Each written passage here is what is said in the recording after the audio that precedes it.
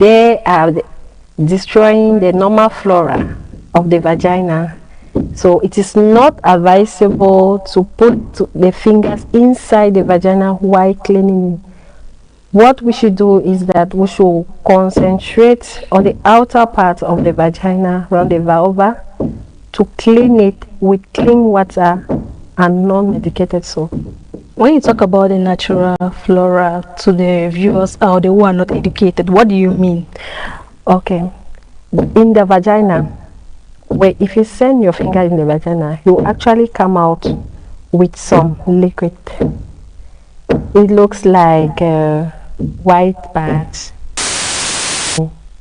So those are all what makes the normal flora of the vagina, making the pH to be acidic, protect the vagina against any bacteria.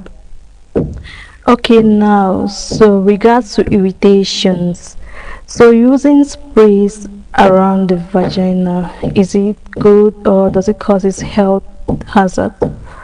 Yeah, the use of certain sprays can actually cause infection the vagina. You can have symptoms like itches, painful urination, pain during sex, redness. So those are some certain things that can occur due to the usage of some sprays. Okay, so how can women clean their vagina? Before, to clean your vagina, you need simple soap. You can use what we call Citea, Demobacter. Where can they get them? They can get them at the pharmacy or at the health center. Just here, even at Boyata Center, you can have it. And then we use clean water.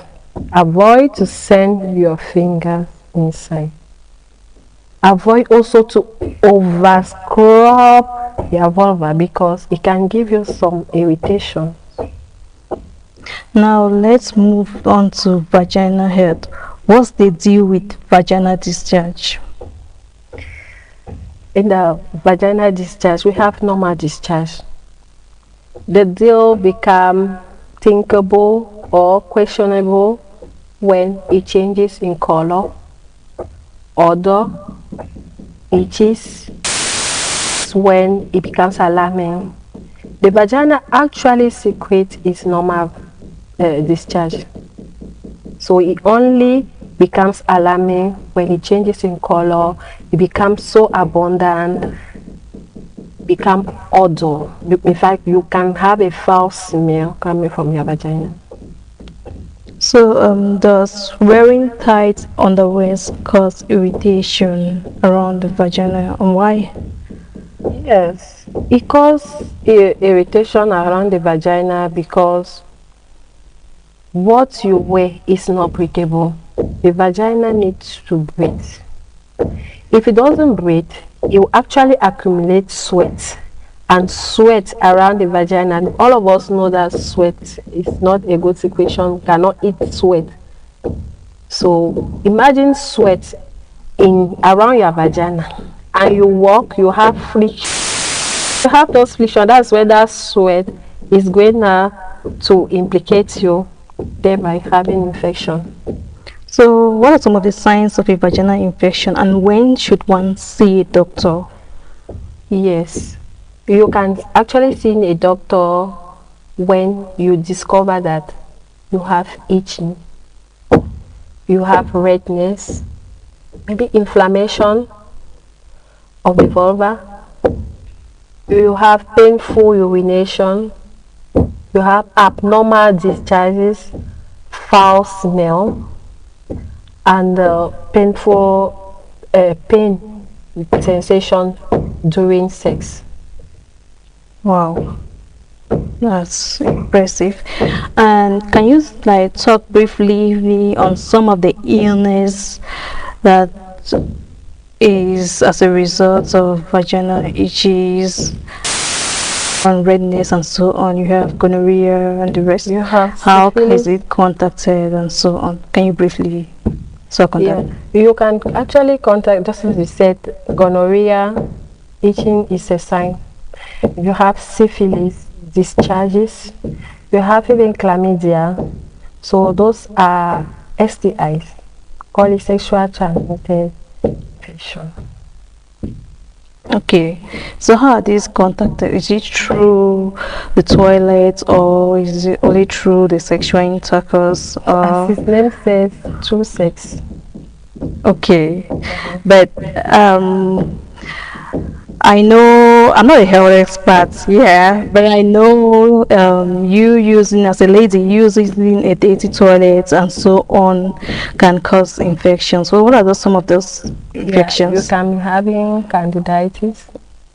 So those are some that you can contact while maybe urinating on an unsafe area. Maybe somebody who was sick came there, urinate, and no longer you two came and urinate. And we know women have short vulva. When you urinate, it taps and it comes up. So when it comes up, that's when you pick in the infection. So now, how with regards to the usage of toilets, what can you advise women? What advice can you give to women? What I can advise women about the toilet is that they should often clean their toilet. In fact, when you want to go to the toilet to ease yourself, make sure where you are going to put your bottles is clean. At times, if it is a toilet that is visited by many people, like public toilet, you have the possibility to use a small bucket, that what we usually call in the community titi pail.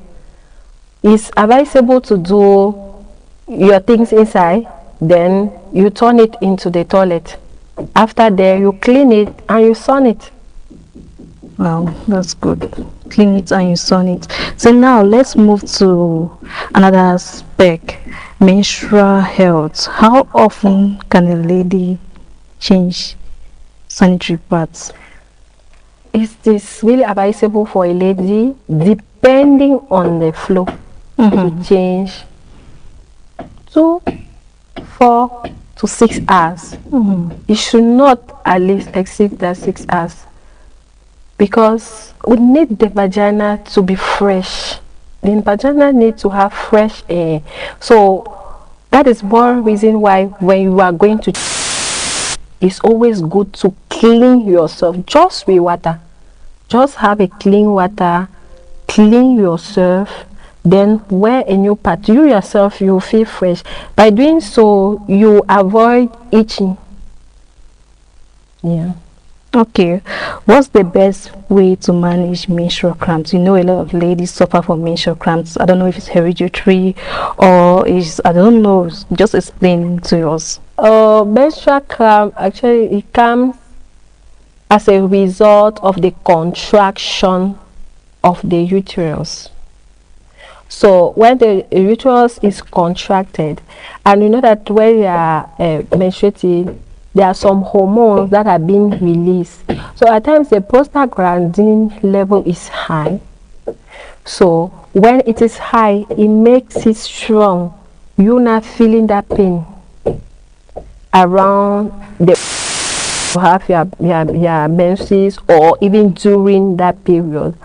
So at times the home remedy is you should take a lot of warm water. Why warm water? Because it's going to dilute the blood vessels, making it now relax for you, and thereby making you to feel ease. Okay, looking at the economic situation of the country, a lot of ladies out there, IDPs, they cannot afford sanitary pads, and some tend to use unhygienic products during menstruation. So what are the risks of using unhygienic menstrual products? Using the unhygienic menstrual period, as we said, since it will actually cause you infection. So what is advisable for our who cannot actually afford modern sanitary pads, we can go to the old method. What is that old method? Using a napkin or a towel. What we do is that you will shape your towel in a size that you know it can fit you. So after each menstruation for the day, you are going to take your time, wash the towel or the napkin that you have used. You wash it well, dry it first, doing like that all the time until you finish your menses. So now that the menses has finished, what you are going to do is that you collect all of them that you have pre-watched. We call it pre-watch. You take your time very well, you put them inside warm water. In fact, the water should even be hot. After you have washed it very well, put it back inside hot water. You can even keep it for 12 hours, then come and wash it later. Once you wash it with normal soap, you can dry it. When you finish drying, if you don't have iron to iron it, it's advisable for you to pick it outside before the sun sets. What if you don't Sun place goes it down. on the sun? What will happen? And then Again? you use it.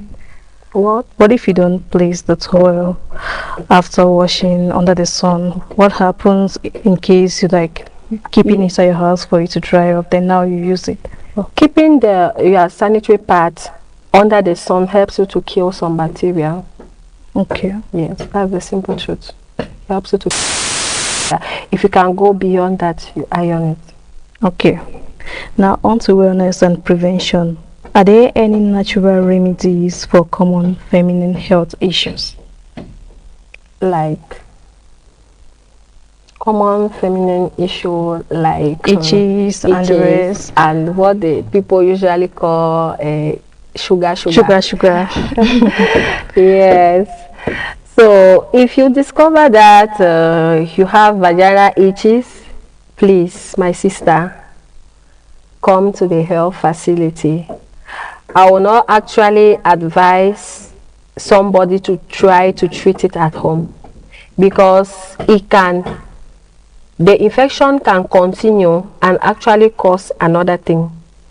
So it's very advisable to come to visit a physician wherever you feel like your vagina is not in good health or as. Yes. So you have heard from the health expert. Go to the hospital in case you notice any irritation around your vagina. So now on to something else. How often should women go for to see a OB-gynecologist? Yeah, once a year is advisable, but at each time you feel anything abnormal, it's good to go. We'll say once a year, depending on the age of each women, and also depending on the circumstances. Why are you going to see a gynecologist? Are we going to see a gynecologist only when we feel that we are not doing well? No, it's good to see a gynecologist. Let him tell us if we are doing well. That is even what prevents us from many infections. To make way of your private part, to let him give you some advice how to do about it, actually help us to prevent more infection. So what if a lady has been for like 10 years without visiting a gynecologist? What can really happen? What can really happen to her? If a lady stay 10 years without visiting a gynecologist, actually it's because first she says she does not have any problem.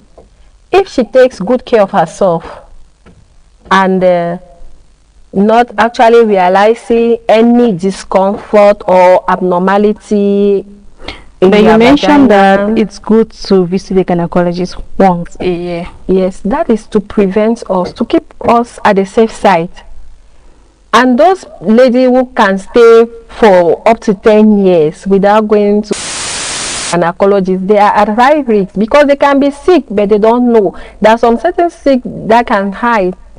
You don't even know that you have it until you go into lab investigation before Like you what type of realize sickness? yourself that, hey, this is what I have. You understand? So those are the danger sign Like, of not going to the hospital. can you cite some of those sickness? A sickness that you might have and actually do not know. Actually, it can even be difficult. You can even have a STI like syphilis, and you don't know. So, what happens if you have syphilis? Disease, you don't know. If you feel like that discharge from your vagina is normal, But don't you know mentioned here that it is. the discharge could be normal, but it could be abnormal in case of itchiness, odor, and so on. Yeah, you know those discharge at times they are cunning. They will come, and then we'll go to the quarter and have some a remedy. It cool down, but the disease is there. You will just go down, but what shows those signs, those symptoms, is still there. In case it's not treated, what can In case happen? it's not treated, yeah, in case it's not treated, and then if you get pregnant along the line, you can give birth to malformed child. People have congenital malformation. Some children will come with fingers that are cut, some children will come with hands that are short, or some may even come blind.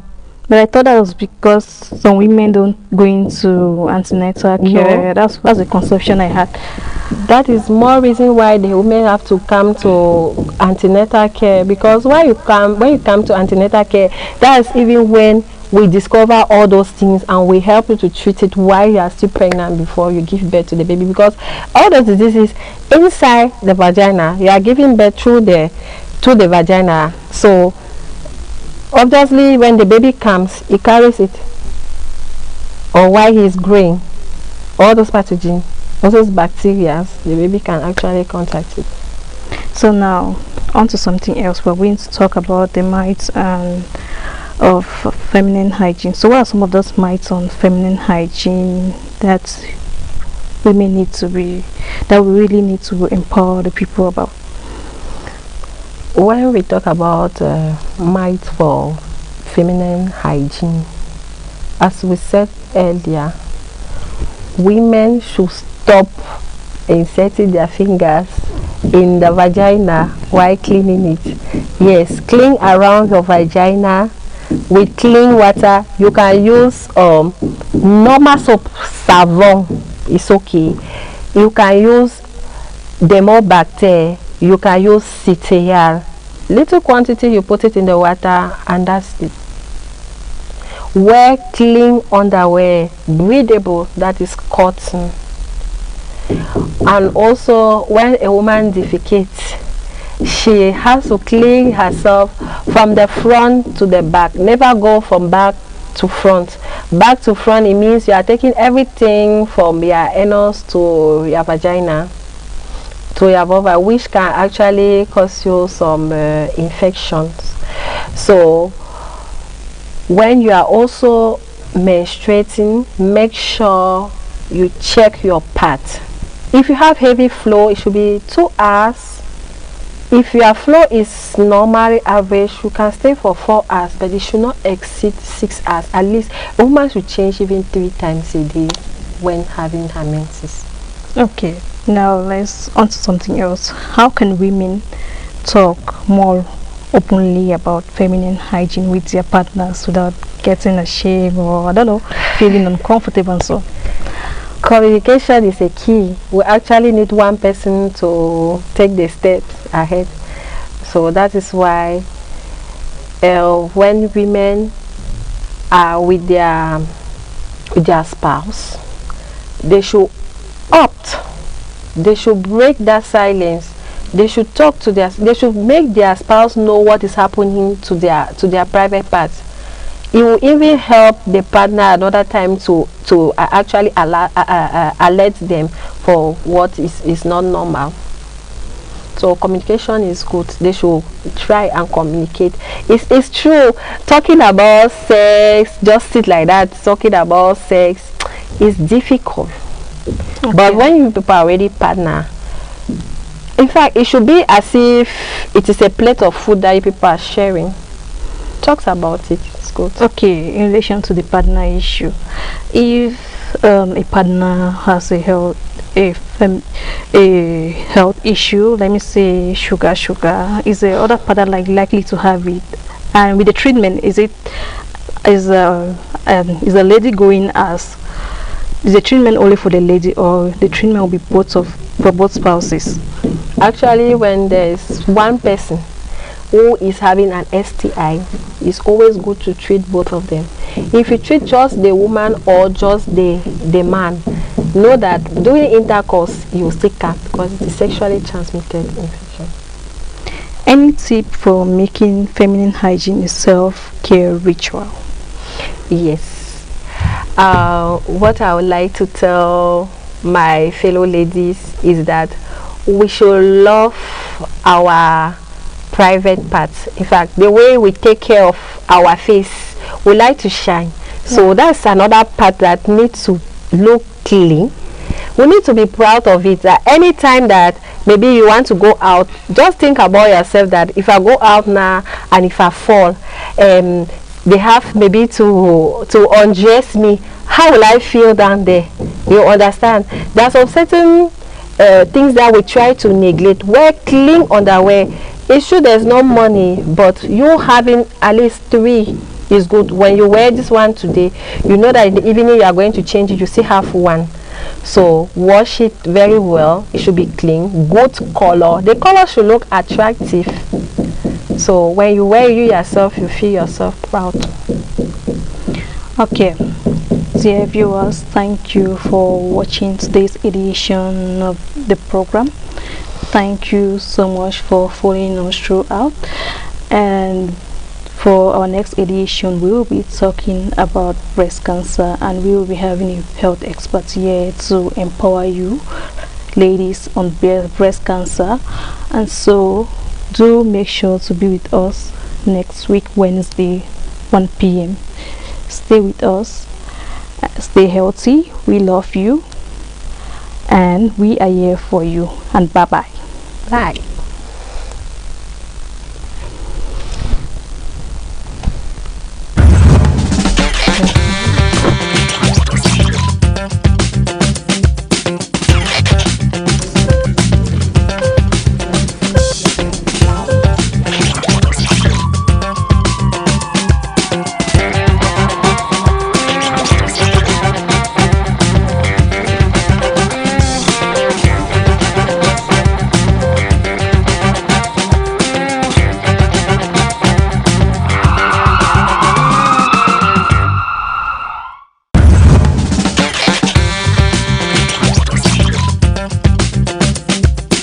My name is Ibrahim Tawat, the principal